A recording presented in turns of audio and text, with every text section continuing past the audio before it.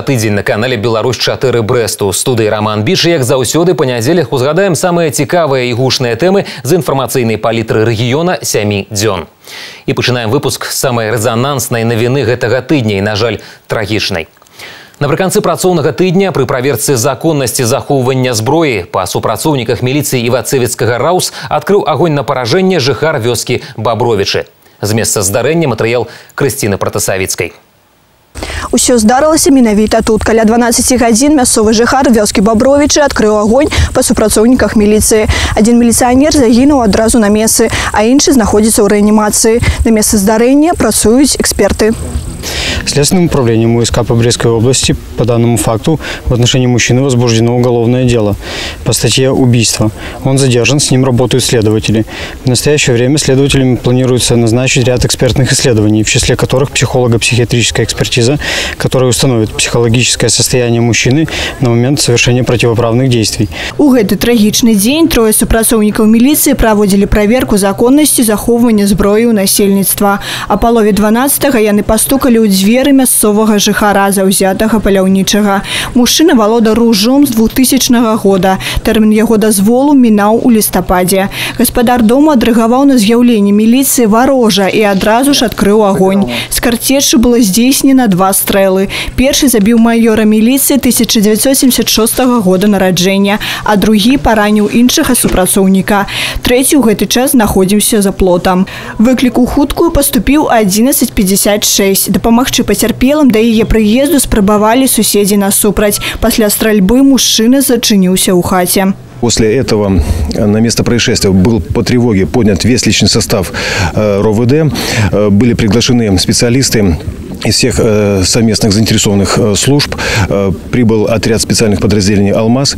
В 15:38 сотрудники этого подразделения задержали без единого выстрела этого правонарушителя. Ранее уже привлекался он к административной ответственности за нарушение действующего законодательства. Вёска Бабровічы Івацевіцкага района невялікая. У ёй пражываюць менш за 60 чалавек. Навіна перастрэлцы ўзначаліла ўсе інфармацыйныя стужкі краіны. Што ж даказаць пра мясцовых жыхароў. Яны распавядаюць, што стралок жыў адзін, вёў прыстойнае жыццё, неафіцыйна падпрацоўваў вартаўніком на прадпрыемстве. Сястра мужчыны яго партрэт дапаўняе. Он у нас не пьет, не курит, не гуляет. Он у нас цветы разводит. Видите, цветы, розы и разные другие. Он котов жалеет, последние отдает котам. Он собак жалеет, он бедных жалеет. У загінуўшага участковага засталіся жонка і дзіця, а другі 23-гадовы міліцыянер цудам выжыў і зараз за яго жыццё змагаюцца івацевіцкія медыкі. В настоящее время пациент находится в отделении реанимации. Состояние тяжелое, стабильное. Находится на аппарате искусственного дыхания. Проводятся все необходимые лечебные мероприятия. На данный момент состояние мы расценим как стабильно тяжелое. Як стала вядома пазней, прысутнасць алкаголю ў крыві стрэлка не выяўлена. Крысціна Пратасавіцкая, Мікалай Кавалёў, тэлерадыёкампанія «Брэст». Колькасць зарэгістраваных у рэгіёне дарожна-транспартных здарэнняў у першым паўгоддзі гэтага года ў 1,5 разы перавысіла мінулагодні паказчык такога ж перыяду.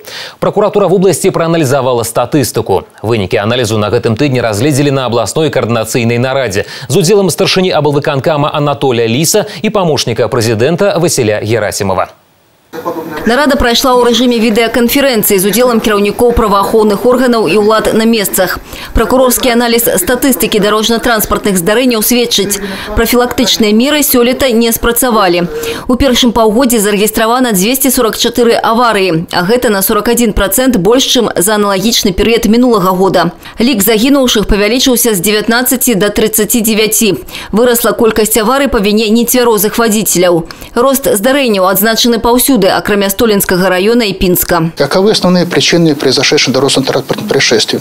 Но это в первую очередь со стороны водителей транспортных средств нарушение правил проезда, пешеходных переходов, перекрестков, превышение скорости, нарушение при маневрировании, несоблюдение дистанции между автомобилями, переход дороги не установлены в местах, в ночное время суток движение без светоотражающих элементов. 3/4 всех происшествий у нас совершены по вине водителей. У распрацаваным комплексе додатковых мер профилактики дорожных здарэнняў, уладкавання бяспечных пешаходных пераходаў, у тым ліку надземных і падземных, нанесение разметки, усталяванне дорожных знаков, светлофоров и агароч у потенційна небяспечных месцах. При гэтым адзначаецца необходимость змяніць падыходы ў рабоце, постоянно анализовать обстановку и оперативно реагировать. Гэта значит узмацняць профилактику там, где гэта необходимо у конкретный момент.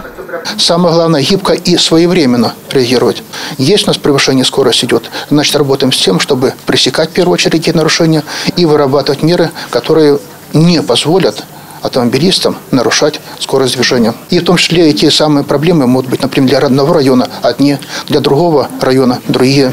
Управлению прымусовага выканання Брэсцкага аблвыканкама доручено узмацніць контроль за спагнаннем штрафаў з парушальнікаў. Органы мясцовай улады и областное управление унутраных спраў разгледзяць пытанне об уладкаванні пляцовак для навучання правилам дорожного руху. Асаблівая увага будзе звернута на организацию работы с детьми и бяспецы тэрыторый, прилеглых до школ и дошкольных установ. Алиса Грыгарчук, Тыгран Акопян, телерадиокомпания «Брест».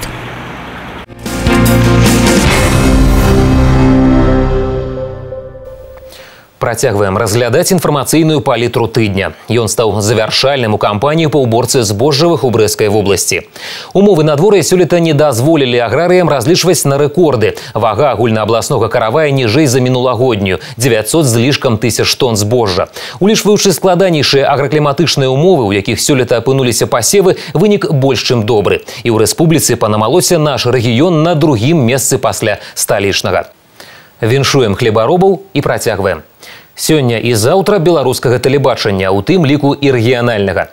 Падрабязная размова на гэтую тэму днямі адбылася ў сценах тэлерадыёкампаніі «Брэст». З абласнымі тэлевізіёншчыкамі сустрэліся старшыня белтэлерадыёкампаніі Іван Эйсмонт і яго намеснік, кіраўнік агенцтва тэлевізійных навін Сергей Гусаченко. І вось аб чым гаварылі. На пасадзе кіраўніка дзяржаўнай нацыянальнай тэлерадыёкампаніі Іван Эйсмонт крыху больш за паўгода таму рабочую паездку ў Брэсцкую вобласць у межах адзінага дня інфармавання распачаў са знаёмства з калектывам тэлерадыёкампаніі «Брэст», структурнага падраздзялення белтэлерадыёкампаніі. Сустрэча з калектывам праходзіла ў форме дыялогу. Абмеркавалі шмат надзённых вытворчых пытанняў – і тэхнічных, і творчых, і сацыяльных. Тэлебачанне – рэч дарагая, але відовішная. Сёння галоўны дзяржаўны тэлеканал на парозе новай эры, гаворыць яго кіраўнік. Настаў час якасных змен. У першую чаргу у вытворчасці контенту, запатрабаванага гледачом. Абмеркавалі і ролю абласных кампаній. Да прыкладу, ТРК «Брэст» спецпроекты для республиканских каналов вырабляет давно и поспехово. Даже если брать вот только этот год, мы вот уже для вас Хатынский цикл отвоевали, у нас впереди города Беларуси, артефакты, записки на полях. То есть вот есть этот профессиональный диалог. Для нас этот профессиональный диалог очень важен. Для новых проектов от региональщиков белтэлерадыёкампания не просто открыта, говорит яе кіраўнік. Их с нетерпением чекают. Огромная надежда на областные телерадиокомпании. И так достаточно активно сотрудничаем, но хотелось бы больше. Задача номер 2 – перейти до конца года полностью на вещание в HD-формате. Это будет наше хорошее конкурентное преимущество по сравнению со многими каналами, которые показываются в кабельных сетях. Третье – это интернет. Нужно перестать работать по остаточному принципу. Я уверен, что государственные телевизионные порталы, будь они заточены под то, чтобы привлекать зрителей, были бы в лидирующих позициях. На змену танным российским сериалам прийдут белорусские телешоу. Иван Эйсмонт анонсует недалекую будущую «Беларусь-1». Должны идти свои передачи. Интеллектуальные, взрослые, детские, танцевальные, певческие, развлекательные, серьезные, но свои. Вот над этим мы, в общем-то, и работаем. Я думаю, что финансовые проблемы вопросы мы решим. Речь идет о строительстве новых площадей, и я думаю, что вопрос времени мы увидим свои и «Голос», и «X-Factor», и иные передачи. Поделился Иван Эйсмонт и секретами подрыхтовки до нового сезона. Его початок обещает стать гучным и ярким. 25 листопада галоўны белорусский телеканал у прямым эфире проведет конкурс дзіцячага Евробачення. Приедет огромное количество людей, и мы каждый день этим занимаемся. На 3 недели будет закрыта Минск-арена, туда ввезется оборудование, это постоянные репетиции, очень серьезно. серьезное мероприятие, трансляция на 20 стран. И это такой станет фишкой нашей, да, этой осени. Но вообще в новый сезон входим с новыми проектами. Но, наверное, главное открытие будет чуть позже. Агентство теленовостей работает над новой новостной студией. Это будет, я надеюсь, суперсовременная студия. Московская команда над дизайном работает. У него будет новое лицо. И таким образом мы придадим новое лицо и всему Первому каналу. Ну а як новые телевизійные идеи выглядят на экране, хутка убачим у эфиры. Алиса Григорчук, Юрий Плинда, Роман Филютич, телерадиокомпания «Брест».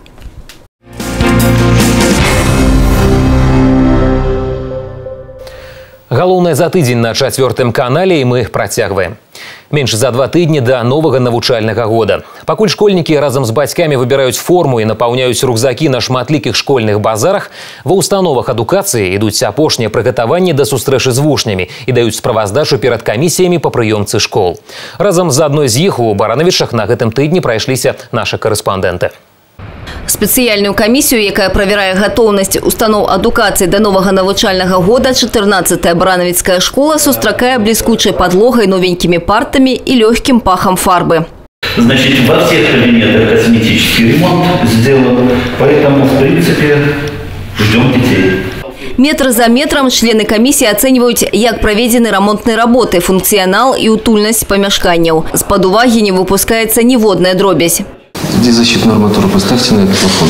Возможно, да, сняли... Самое, когда делали уборку, сняли, когда мыли. Установится, да.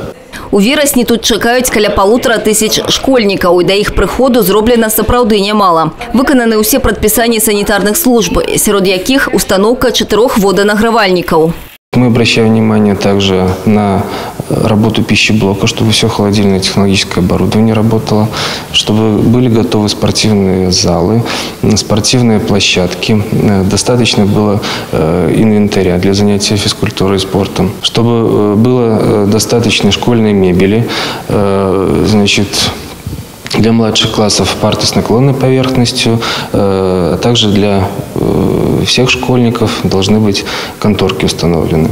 Ва ўсіх класах і памяшканнях зроблены бягучы рамонт. У 4 капітальны цалкам заменена 5 камплектаў мэблі. Усяго на рамонтныя работы, у тым ліку на добраўпарадкаванне тэрыторыі і спартыўнай пляцоўкі было затрачена каля 30 000 рублёў. Швейные мастерские подготовили для того, чтобы с 1 сентября мы уже могли открыть профессиональную подготовку учащихся 10 классов по специальности швея. Были заменены оконные блоки у нас на 3-м этаже, южная сторона, в количестве 24 окон. На это мы потратили порядка 17 000 рублей из попечительских средств.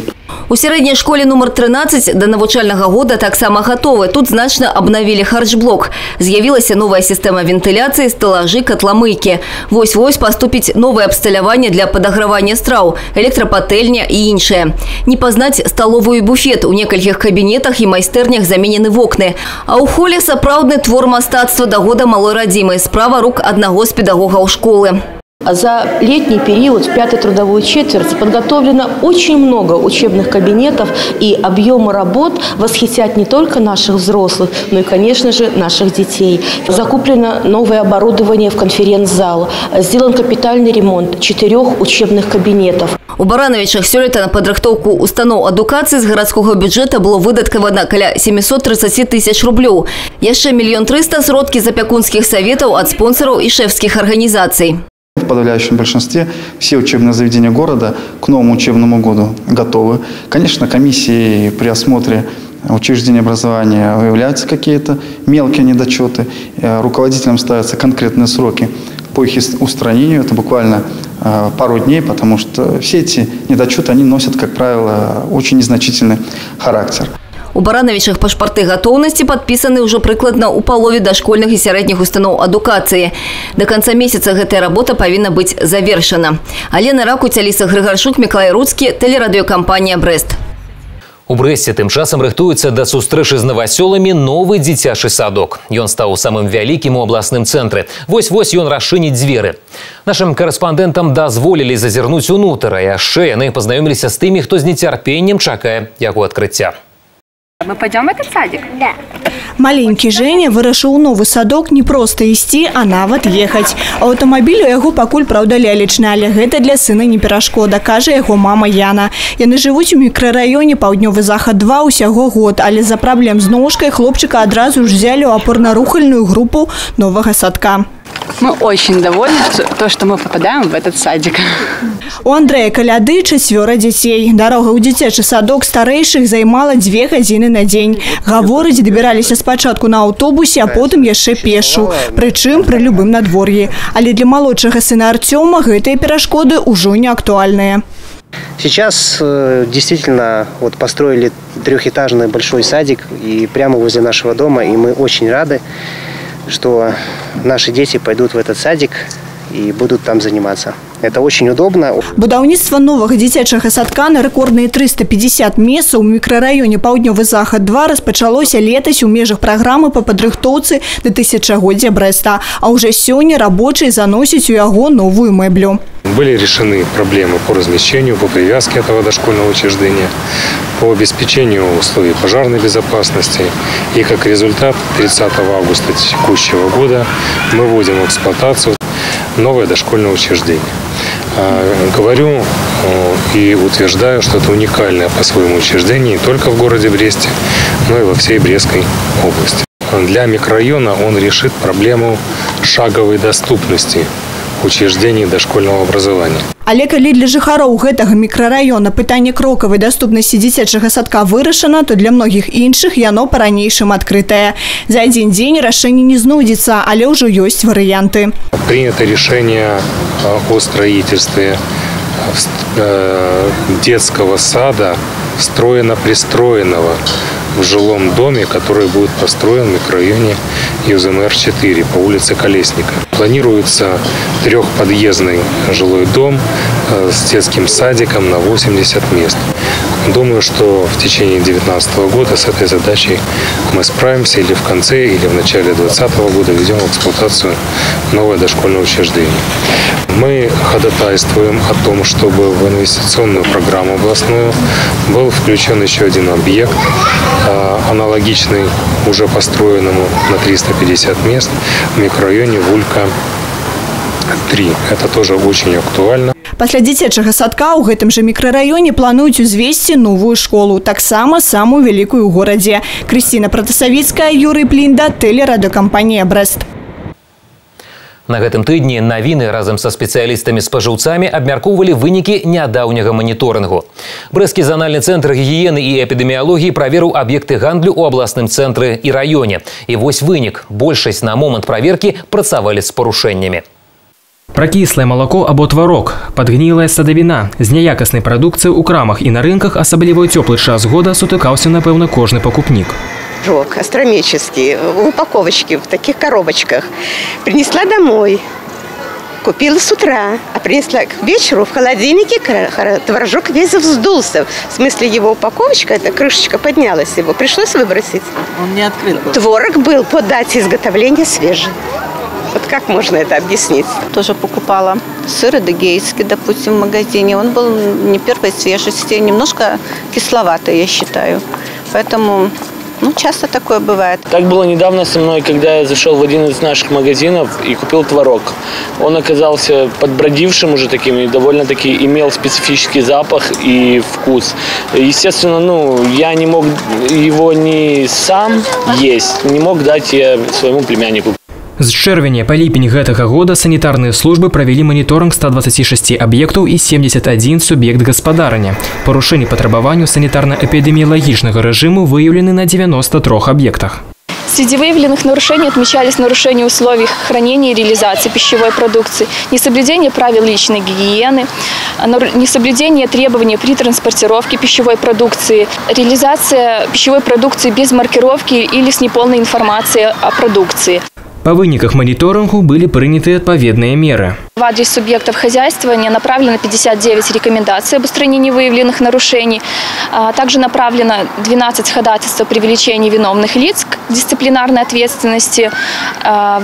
Вынесено 7 предписаний об изъятии пищевой продукции из обращения порядка общим весом чуть более 34 килограмм. И отстранено от работы 18 лиц, которые несвоевременно прошли медицинский осмотр и гигиеническое обучение. Пакупнікі нярэдка проста выкідваюць набыты па няўважлівасці нягодныя да ўжывання прадукты. Многія ўпэўнены, што даказаць віну прадаўца або вытворцы нерэальна, хаця ёсць і іншы шлях. Адстойваць свае правы можна і трэба, гаворыць в управлении гандлю. В соответствии со статьей 20 Закона о защите прав потребителей, потребитель вправе потребовать замены на качественный товар, возврата уплаченной стоимости за товар и соизмерного уменьшения стоимости за товар. При этом продавец не вправе отказать этому требованию, даже если товар был частично использован, либо была вскрыта его упаковка. А каб пазбегнуць падману и не набыць неякасныя товары, трэба выконваць пэўныя правілы. Совершая покупки в продовольственных магазинах, на рынках, обращайте внимание на сроки годности и условия хранения пищевой продукции, на соблюдение правил товарного соседства при хранении и реализации сырой и готовой продукции. Приобретая хлеб и хлебобулочные изделия в объектах торговли, работающих по принципу самообслуживания, используйте одноразовые перчатки и щипцы. Обращаем внимание также на недопущение приобретения пищевой продукции в местах неустановленной торговли, вдоль автомобильных дорог. І хаця пакупнік заўсёды мае рацыю, санітарныя службы нагадваюць пра ўважлівасць пры набыцці тавара.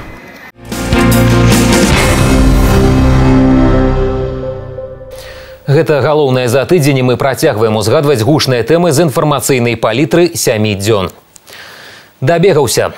У военным камісарыяце Брэста прайшло адкрытае выязное судовае пасяджэнне па крымінальнай справе за ухіленне ад прызыву на тэрміновую военную службу. Нашы карэспандэнты высвятлялі абставіны справы. Потому что 22-го, когда я не явился в военный комиссариат, когда на повестке я был в поликлинике, у меня состояние здоровья было, неудовлетворительно себя чувствовал.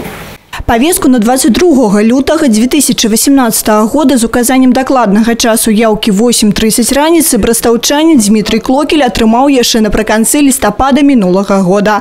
Праўда, да ваенкамата хлопец у прызначаны дзень так і не дайшоў. У 4 гадзіны ён звярнуўся ў паліклініку са скаргамі на дрэнны стан. Ну, 22-я веская причина. Ладно, болели, может быть. Ну, а дальше почему не прибыли? Мне нечего сказать. А далей Дмітрый не прыйшоў у ваенкамат, бо яго не было ўжо ў краіне. Малады чалавек мае сярэднюю спецыяльную адукацыю. Быццам токар, скажа ён на судзе і назаве сваю прафесію неперспектыўнай. Менавіта таму сакавіку ён паехаў на працу ў Польшу. На працягу 3 месяцаў супрацоўнікі ваенкамата неаднаразова звязваліся з бацькам Дмітрая, што той пацвердзіў на судзе. Але падчас сваіх прыездаў дадому малады чалавек так і не знайшоў час для прызыўной камісіі. Па іронію лёсу, судовае разбіральніцтва над хлопцам праходзіць якраз за 2 дні да яго 25-го дня нараджэння. Приговорил Клокеля Дмитрия Николаевича признать виновным в уклонении от мероприятий призыва на воинскую службу, то есть совершении преступления, предусмотренного частью 1 статьи 435 Уголовного кодекса Республики Беларусь, и на основании данной статьи назначить ему наказание в виде штрафа в размере 50 базовых величин, что составляет 1225 рублей, с общественными работами на срок 200 часов. Для Дмитрия ўсё яшчэ абышлося. Пасля суда гаворыць памочнік гарадскога прокурора. С учетом того, что парень судим раньше не был, то судом было принято, и мной также государственным обвинителем принято было решение об ориентировании суда на назначение ему наказания в виде штрафа. Вместе с тем, санкция статьи 435 предусматривает ответственность также в виде ареста, общественного ограничения свободы, которое бывает как с направлением в исправительное учреждение открытого типа, так и без направления в такое учреждение, а также лишение свободы. Адкрытыя пасяджэнні для такіх спраў форма звыклая. Паказальны суд будзе іншым навукай на будучыню, кажуць у камісарыяце. А гісторыя Дмітрия добра ўпісваецца ў партрэт сярэднестатыстычнага ухилиста. Основными причинами уклонения парней от мероприятий призыва из года в год является: первое – это личная халатность призывника. Забыл, не знал, не смог прийти. На втором месте стоит это поиск лучшей жизни в сопредельных государствах. Вот. И на третьем – это мнимое мнение о том, что Родина может подождать его призыва в армию, пока он будет работать за пределами Республики Беларусь. Між тым надыходзіць чарговы восеньскі прызыў. Згодна указу прэзідэнта краіны, яго тэрміны жнівень-лістапад. Многім ёсць аб чым задумацца. Крысціна Пратасавіцкая, Александр Сівецкі, тэлерадыёкампанія «Брэст». Чалавек знік, пайшоў у грыбы, ягады ці ў невядомым напрамку і не вярнуўся. Такія паведамленні з просьбай аб дапамозе на тэлефоны дзяжурных частак міліцыі паступаюць нярэдка. Пошукамі людзей часта займаюцца не толькі спецыяльныя службы, але і валанцёры. Як скаардынаваць агульныя намаганні дзеля найлепшага выніку? У абласным цэнтры на гэтым тыдні ўпершыню прайшло вучэнне, удзельнікі якога на практыцы разам выпрацоўвалі алгарытм агульных дзеянняў. Милиция 102 Москвы, нас слушаю вас. Здравствуйте. Где вы находитесь, примерный район? Рэагаванне на падобныя тэлефонныя званкі ў дзяжурную частку падраздзялення ўнутраных справ ідзе без замаруджванняў. Пасля прыёму інфармацыі адразу даецца арыенцір патрульным экіпажам, якія прыступаюць да пошукавых мерапрыемстваў. Але толькі сіламі праваахоўнікаў не заўсёды ўдаецца хутка прыйсці на дапамогу. Для большай аператыўнасці ў падобных сітуацыях у Брэсце зусім нядаўна быў створаны атрад хуткага рэагавання пры абласной арганізацыі Чырвонага крыжа. Наш отряд молодой, и по поиску мы практически не работали. Сегодня такое учение наше, можно сказать, первое, совместно с представителями государственных органов. Мы хотим попробовать на базе именно нашего отряда попробовать это оказание помощи при потере человека в лесу. Акрамя валанцёраў Чырвонага крыжа да ўдзелу ў пошукавых мерапрыемстваў добраахвотна далучаюцца і члены джип-клуба 4×4. Алгарытм дзеянняў наступны. Пасля сігналу ў міліцыю інфармацыя паступае і ў арганізацыю Чырвонага крыжа. Збіраецца сумесны аператыўны штаб для месца магчымага знікнення чалавека. Выпрацоўваецца маршрут, алгарытм дзеянняў і пачынаюцца пошукі. Сегодня мы проводим тренинг в рамках общего соглашения между Министерством внутренних дел и Белорусским обществом Красного Креста. Подписано соглашение, в том числе и по поиску без вести пропавших людей, которые потерялись в лесу. В преддверии сезона грибного тихой охоты сегодня сотрудники милиции совместно с добровольцами, с волонтерами отрабатывают пошаговый алгоритм взаимодействия по быстрому поиску человека, который попал в беду. Сегодня мы отрабатываем именно на местности совместные поисковые мероприятия, в том числе и оказание медицинской помощи человеку, который не ориентируется на местность и плохо себя чувствует. Если эта местность густонаселенная, то есть есть и болотистая местность, и речка недалеко, привлекаются сотрудники МЧС, водолазы, лесники, добровольцы, охотники. Усе валанцёры-пошукавікі гэтага атрада прайшлі спецыяльную падрыхтоўку і ведаюць, як шукаць і аказаць першую медыцынскую дапамогу, калі прапаўшы чалавек будзе знойдзены. На гэты раз гэта быў юны аматар ціхага палявання. Па легендзе ён правёў у лесе 8 дзён. Мама, можно сказать, мальчика участвовала также в поиске его, потому что ребенок потерялся, ушел. Как бы вроде взрослый, но отпустили, ну что ж, вот получилось так. Ну, слава богу, нашли, здоровым. Вот, как бы, спасибо большое всем, кто откликнулся. Я неравнодушный человек и всегда готова прийти на помощь. И если люди в этом нуждаются, я с удовольствием помогу. А пошукавікі і супрацоўнікі міліцыі нагадваюць, калі вы не ведаеце мясцовасці, лепей не хадзіць у лес. Калі ж жаданне перамагае, апранайцеся ў яркае адзенне. Бярыце з сабой заражаны мабільны, паведамляйце родным і блізкім, куды прыблізна вы накіроўваецеся. Гэта значна дапаможа ў пошуках, калі вы заблытаеце ў лесе ці адчуеце сябе дрэнна. Беражыце сябе. Юрый Пежур, Тыгран Акапян, тэлерадыёкампанія «Брэст».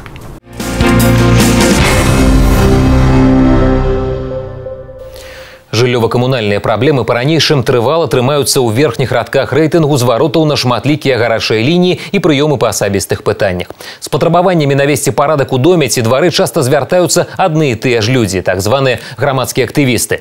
А вось такіх, як гераіня наступнага сюжэта, сярод іх адзінкі. Што адрознівае брастаўчанку Таццяну Кулік ад іншых? На гэтым тыдні высвятляў наш карэспандэнт Олег Завадскі. Вось ужо больш за 5 гадоў брастаўчанка Таццяна Кулік змагаецца за чысціню ў сваім доме па вуліцы Кастрычніцкай рэвалюцыі, а таксама за добраўпарадкаванне тэрыторыі каля дома. За гэты час у яе назбіралася тоўстая папка розных дакументаў, выпісак і фотаздымкаў, з якімі яна супрацьстаіць розным структурам ЖКГ. Кажа, барацьба і настойлівасць прыносяць вынікі, але вельмі марудна.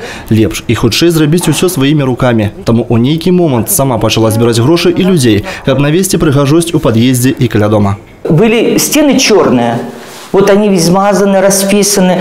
И чище стало, и потом раз в неделю протереть тут несложно. благодарность нормальных людей я чувствую, так мне самой приятно. Это раз, а потом, а зачем жить в грязи? Старенькая шматпавярхоўка цяпер нагадвае элітны дом. Чысціня ды і толькі. Пры гэтым ёй, былой выкладчыцы тэхнічнага універсітэта, даводзіцца доўга разбірацца ў многіх дакументах і дамагацца якаснай працы ад кожнага супрацоўніка жыллёва-камунальнай гаспадаркі. Я люблю порядок в документах, в расчетах. Ну, если я сейчас вот вижу, каждый месяц получаю жировку, я не могу понять, за что мы платим. Техобслуживания вообще нет. Канешне, на намаганні Тацяны Барысаўны жыхары рэагуюць па-рознаму. Камусьці ўсё роўна, але большасць тыя, хто удзячны жанчыне за працу. Она вообще исключительная женщина. Я хочу сказать, что это все благодаря ей. И все вот эти цветочки нарисованные, все вот лестницы она покрасила. Она перешивается весь дом. Во-первых, что к ней не обратись, она всегда что-то поможет, подскажет. Она такой человек трудолюбивый, добросовестный. Она для меня как пример. Она вот, я посмотрела на нее, и я то же самое начала возле своего подъезда делать. Потому что в самом деле приятно. Цяпер у Тацяны Барысаўны новый фронт работы.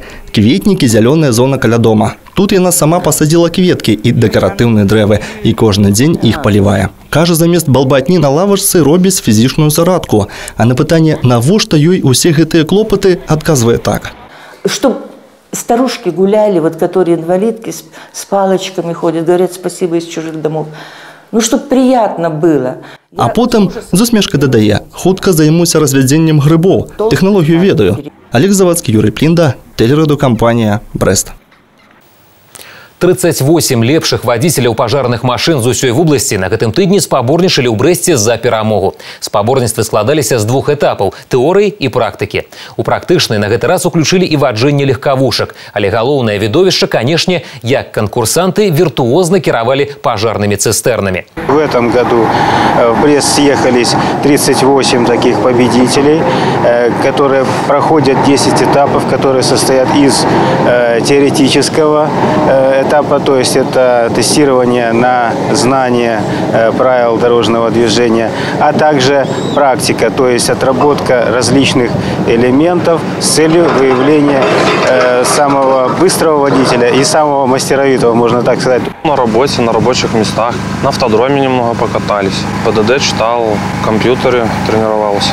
Но в первую очередь это надо родиться водителем. Если не дано, то тренируйся, ничего не поможет. По себе вижу, некоторые элементы я хорошо сделал, некоторые не очень. Два пераможцы абласнога этапа поедуць абараняць гонар в области на рэспубліканскія спаборніцтвы ў Мінск, якія адбудуцца ў верасні. Праваслаўныя вернікі адзначаюць сёння адно з галоўных хрысціянскіх святаў – Преображэнне Гасподне ці па-народнаму Яблычны Спас. Свята ўстаноўлена ў памяць аб ператварэнні Ісуса Хрыста перад вучнямі на гары Фавор, куды яны прыйшлі, каб памаліцца. Ён з'явіўся перад імі ў бляску ўсёй сваёй боскай славы. Нібы сонца ззяў яго твар, а адзенне адлівала беласнежным прамяністым святлом. Лічыцца, што свята Преображэння нагадвае людзям пра неабходнасць духоўнага ператварэння. Ва ўсіх храмах сёння прайшлі ўрачыстыя літургіі, хрэсныя хады і малебны з чынам асвячэння яблыкаў і іншай садавіны. Менавіта яблыкі – галоўны атрыбут свята. Па народных прыкметах гэты дзень знамянуе сустрэчу лета з восенню. Адно з 12 галоўных праваслаўных святаў па-сапраўднаму з'яўляецца гістарычнай падзеяй у хрысціянстве. У гэты дзень Ісус Христос незадоўга да свайго распяцця ператварыўся перад вучнямі на гары Фавор і паказаў ім царства Божие. Пра гэты цуд распавялі 3 евангеліста – Матфей, Марк і Лука. Господь тем самым укреплял своих учеников перед своими страданиями, показывая им вот это необыкновенное чудо.